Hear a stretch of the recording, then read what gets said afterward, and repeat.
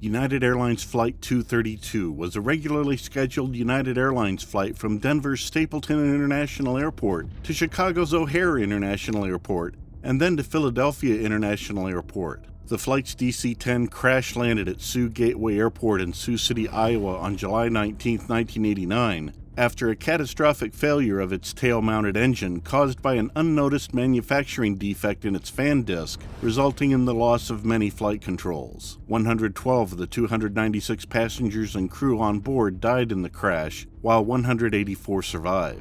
How did this happen? Watch the complete video to find out. The McDonnell Douglas DC-1010 plane was delivered in 1971 and has since been owned by United Airlines. The plane had been in service for 43,000 hours and nearly 17,000 cycles before taking off from Denver on July 19, 1989. General Electric Aircraft Engine's CF66D high bypass ratio turbofan engines powered the plane. Before the accident flight, the aircraft's number 2 engine had accumulated 42,436 hours and almost 17,000 cycles of operation. To power the movement of the aircraft's flight controls, the DC-10 used 3 independent hydraulic systems, each powered by one of the aircraft's 3 engines. A ram air turbine could provide emergency electrical power for electrically powered auxiliary pumps in the event of an engine failure or primary pump failure. These systems were designed to be redundant so that the remaining hydraulic system could still operate and control the airplane if 2 hydraulic systems failed. Alfred C. Al Haynes, the captain of Flight 232, was hired by United Airlines in 1956. He had almost 30,000 total flight hours with United, 7,000 of which were in the DC-10. First Officer William R. Bill Records, 48, was Haynes' co-pilot. He calculated that he had 20,000 hours of total flight time. In 1969, he was hired by National Airlines. He later worked for Pan American World Airways. He joined United in 1985 and had 665 hours as a DC-10 first officer while there. Flight 232 took off from Denver's Stapleton International Airport at 14:09 Central Daylight Time on its way to Chicago's O'Hare International Airport with continued service to Philadelphia. The fan disc of the airplane's tail-mounted General Electric CF6-6 engine disintegrated explosively at 15:16 while the plane was making a slight right turn at its cruising altitude of 37,000 feet. The uncontained failure caused the engine's fan disc to separate from the aircraft, tearing out components such as parts of the number 2 hydraulic system and supply hoses later discovered near Alta, Iowa.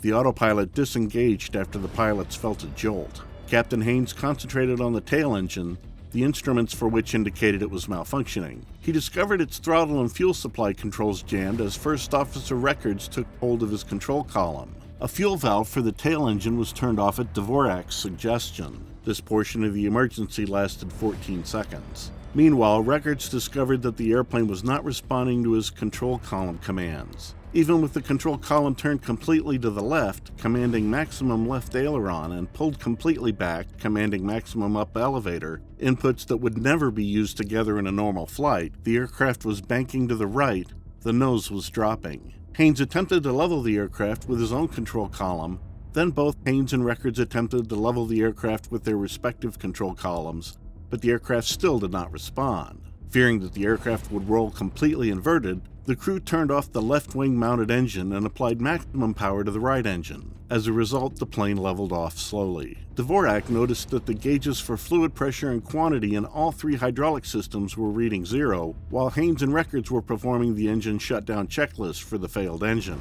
Control surfaces were rendered inoperable due to the loss of all hydraulic fluid. The flight crew attempted to restore hydraulic power by powering the auxiliary hydraulic pumps with the DC-10's air-driven generator, but this was unsuccessful. The crew radioed United Airlines maintenance personnel, who informed them that the possibility of a total loss of hydraulics in a DC-10 was so remote that no procedure had been established for such an event. Haynes asked Fitch to look through the passenger cabin windows at the ailerons to see if the control inputs were having any effect. Fitch reported that the ailerons were completely immobile. Nonetheless, the crew manipulated their control columns for the rest of the flight, hoping for some effect. Haynes then asked Fitch to control the throttles so he could focus on his control column. Fitch was able to mitigate the phugoid cycle and make rough steering adjustments by holding one throttle in each hand.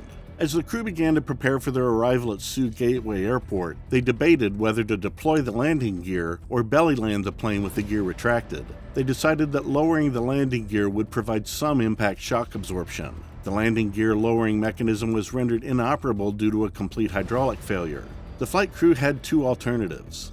If the hydraulic pressure to the landing gear fails, the gear will fall down slightly and rest on the landing gear doors.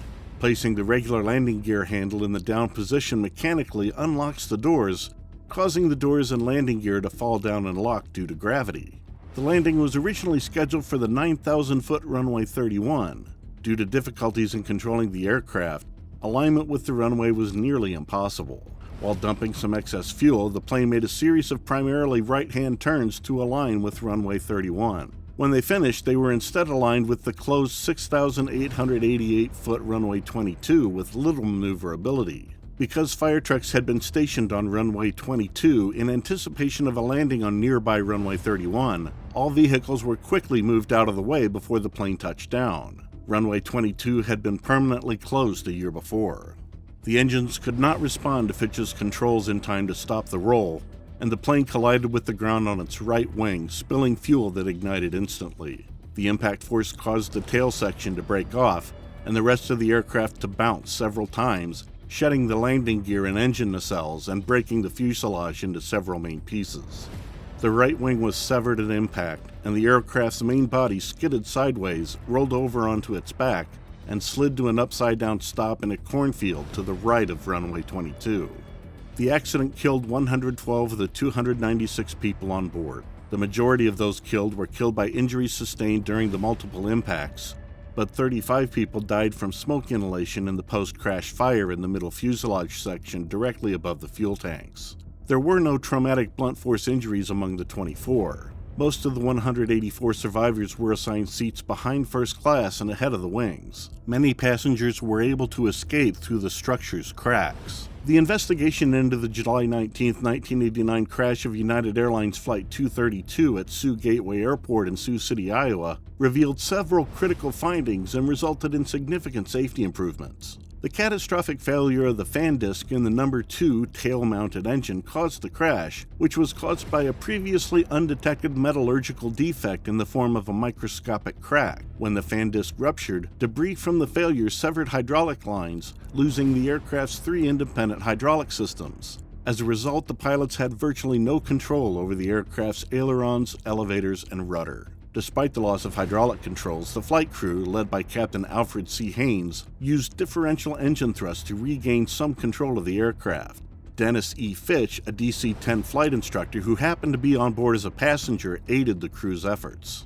The crew's resourcefulness and teamwork in the face of an extremely difficult situation were later praised and used as a case study in crew resource management training. The crash also demonstrated the significance of quick and effective emergency response. Many lives were saved as the result of emergency services on the ground responding quickly. However, the incident also revealed flaws in emergency response protocols. Several safety improvements were made as a result of the investigation. These include improved inspection techniques for detecting metallurgical defects in engine components, requiring aircraft manufacturers to design hydraulic systems to reduce the risk of total hydraulic failure due to a single point of failure, and a greater emphasis on crew resource management training for pilots. Overall, the investigation and findings significantly improved aviation safety by identifying flaws in aircraft design, inspection procedures, and crew training, and prompting changes to address these issues. Thank you for stopping by to watch. Please subscribe to the channel and post your video recommendations in the comments area if you'd like us to do more films like this.